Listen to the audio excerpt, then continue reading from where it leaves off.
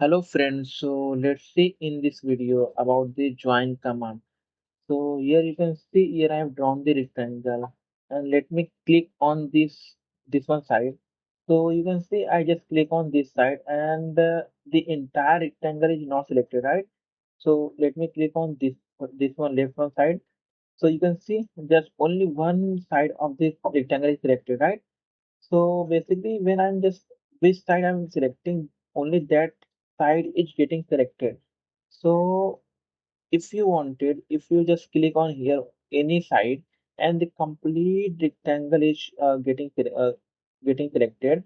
So for that, you just need to here type the join command, JOIN. You can see on the top join come. So just press enter. Now you just it is now saying select source object.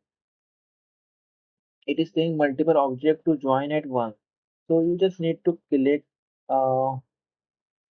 multiple objects which you wanted to join. See, I just selected all the four sides of this rectangle. See, one, this one second, this one third, this one fourth. I just selected all the four sides of this rectangle. Now just press the enter. Now if you just select this any side of rectangle, you can see all the side of the rectangle is selected at once, right?